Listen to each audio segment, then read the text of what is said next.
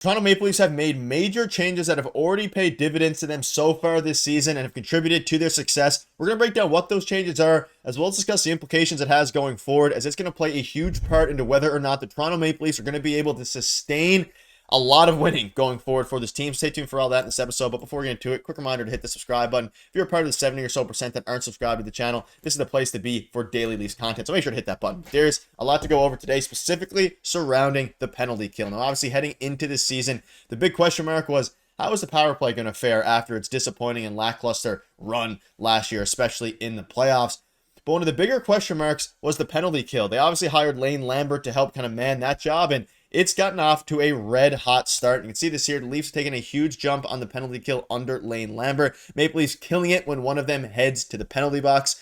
And basically, you can see this here. It's humming now that with associate coach Lane Lambert running the shorthanded show, the Leafs didn't allow a goal on 6 Bruins plays on Tuesday night, putting them at 86% through 14 games. That had the Leafs at 7th in the National Hockey League before all games were completed on Tuesday. So, Darius, I just want to get your thoughts on this. They're at 86% through 14 games. They've been absolutely phenomenal thus far throughout the regular season. And under Lane Lambert, and we'll discuss what has kind of contributed to this, whether it's a mix of personnel change, structure change. What are your thoughts on this thus far? Yeah, that 86% last year would have been a dream looking at that last year in the playoffs. And I think a lot of people forget because of the way they started this season on the penalty kill, how bad it was to end the year last year, just like the power play was. It was absolutely brutal. So a revelation coming into this year. And I think it has a lot to do with obviously Lane Lambert and Mike Van Ryn on the defensive side, but the personnel as well. They added Austin Matthews to the penalty kill as well, which I thought was very interesting. He's looked pretty good. Mitch Marner's doing his thing on the penalty kill. David Kampf is doing his thing, right? He's up against big matchups as well. And they added Chris Tanev in the offseason, who, eats shots, essentially. He blocks a lot of shots. And that was something that, a lot of people are talking about today as well, that the Leafs are blocking a lot of shots on the penalty kill. And that is why, they found success this year so far as well, because pucks are not getting to the net as easily. And when they do, they have Anthony Stolarz there, who's been a big part of it as well. He's made some big saves. So everything is going right, seemingly, on the penalty kill right now. And, to expand on that stat, I don't think they've allowed a power play goal in 12 tries so far in the last couple of games. So they're looking pretty good right now. And against the Boston Bruins, they looked very good in all facets. And the penalty kill has been a big reason why they've been able to, get some of these wins that they have been. Yeah, and we've obviously been discussing the PK a lot on our streams and the post-game videos. It's something that's obviously very noticeable. And in a time where the power play has been extremely lackluster prior to yesterday night's game, it's been a silver lining for them. You see this here, they're going to need top-notch special teams to win in the playoffs. That's a given. As the power play continues to emerge from its slumber, the penalty killers have been making consistently significant strides. And I want to dive into some of the more specifics here in a sec, but it's a very good point that they need special teams to win in the playoffs. We saw it cost them against the Bruins. Their power play turned very badly. The penalty kill wasn't great necessarily. It was fine. It was mediocre. And again, now they have Mark Savard, and it's been kind of quiet. And like we're mentioning, kind of quietly, the Leafs haven't given up a power play goal, like you just alluded to and mentioned, against over the last 4 games, going a perfect 16 for 16 on the kill. They're now up to 6th in the NHL in penalty kill percentage in the season. Lane Lambert has been in the lab lately, absolutely cooking with his shorthanded unit. Sorry, Lane.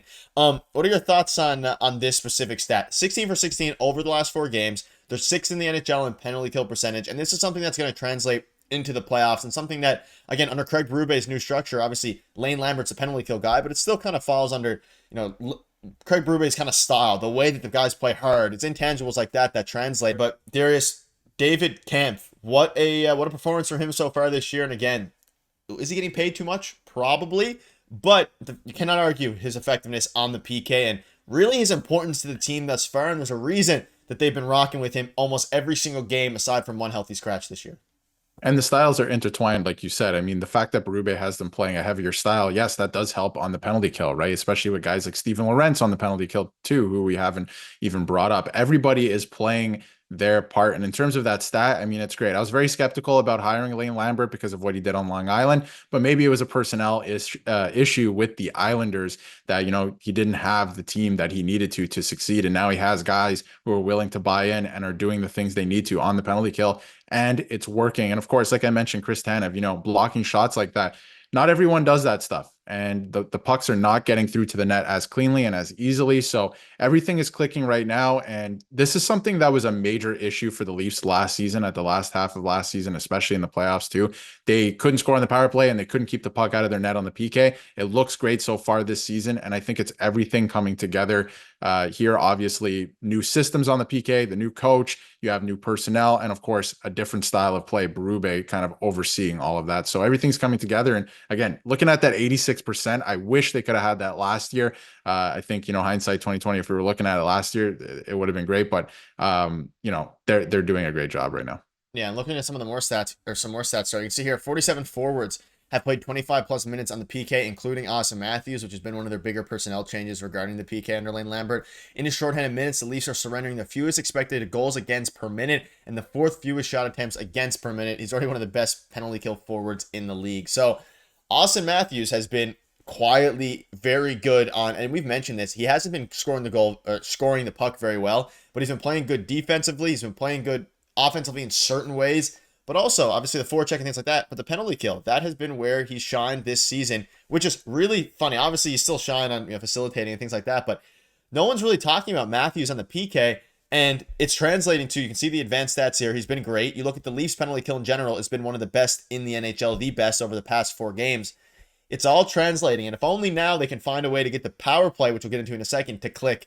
The team set up special teams wise very, very well to sustain winning both in the regular season, but most importantly, assuming they get there, this is a way to win in the playoffs. This is a sustainable way to play, not just on the PK, but in general, right? 5-on-5. So I'm liking that so far. And like you brought up Matthews, we don't have the stats specifically here, but I think he is statistically the best stick checker in the National Hockey League. So there's no surprise to me that, he's good on the PK. It's just naturally, yes, he's an offensive player, but he's adding all these different things to his game, and he's not one dimensional by any means. So he's been great so far on the PK as well. Yeah. And now let's move into the power play, because this one's the interesting thing. Yesterday, again, they were actually good for once. They went 3 for 7. They're now 4. I think they're 4 for their last 8. Yes. Over their last couple games there. So power play goals from 3 different players. Is at least power play finally back? And Darius, I just want to get your thoughts on this. And again, we saw I'm happy they're finally scoring on the power play for one. It is good. And again, they did this yesterday without Austin Matthews, which is something that is super intriguing. But what have you seen different? The big thing I noticed in yesterday's game specifically was actually getting entries and being able to set up. They've set up almost every single power play they had yesterday, which is something I had been unable to do. They're driving the puck a little bit more, and they're playing a bit more, I think steady is the best word I can come up for it, over the past couple of games. But what have you seen from the Leafs power play that has allowed them to hopefully get back on track? Because we knew it was only a matter of time until the Leafs power play got somewhat better from being the worst in the NHL. But I think there is some good positive signs going forward here, aside from just, a bit better luck as well. I agree with the entries. They do look a bit cleaner, and they're actually getting set up for the most part, at least for a little bit, not the entire power play. At times it does look poor still. But the biggest thing I was seeing last night is getting traffic to the front of the net in Matthew Nyes and sometimes somebody else, doing a drive by the crease there or whatever. But it was getting pucks to the net no matter what. Riley scored because he got a puck to the net. There was traffic in front. That's really what it was. Swayman could not see it, and it went in. Got the puck to the net. Nylander's goal, it wasn't pretty. He got the puck to the net. They need to shoot more. They need to just put the puck there and see what happens. It doesn't even have to be a rebound. Just put it there. Maybe Nyes can get a stick on it, something like that, like he did last night on the third goal, right? You can just get a stick on it, deflect it in. So that's what I'm seeing that changed last night. They're just getting the puck to the net. It doesn't have to be pretty. Sometimes they look for the pretty play. Berube, he called it cute earlier in the season. A lot of people call it cute, passing around the perimeter, all this stuff. If they get away from that and just get the puck to the net, they will find more success. So that's what I saw last night, just getting the puck to the net. It wasn't about, any players swapping positions or cross seam passes or anything like that, low percentage plays. It was just get the puck to the net, see what happens. And that's where they found success. So if they continue to do that, now that the confidence is up, now that they know they can score on the power play, I can see them going on a little bit of a run here. Yeah, and they have all the personnel in the world to do it. It's just a matter of actually executing. And before we wrap up regarding the penalty kill and the power play, Craig Berube had a few things to say regarding David Kampf. He said he has been really good lately for a while now. He was strong at the faceoff dot, which was good. I think it was more him getting to understand our penalty kill and trigger points. He has really taken on that role, and he realizes he's doing a great job. So quite frankly, he's going to be a Leaf. He's probably going to play most games for at least the foreseeable future. And even with Connor Dewar, all these guys coming up, it's and Yarncroc, of course, his job is not in jeopardy whatsoever. And Mitch Marner as well spoke out. He said, "We know the game plan out there. At the same time, it's us reading and reacting off of it and trusting each other where we're going to be. We've done a great job of clearing the puck 200 feet, supporting one another in battles, getting the puck out clearly. It's been great. We have to keep it going." And that's ultimately, you love to see that from both the guys.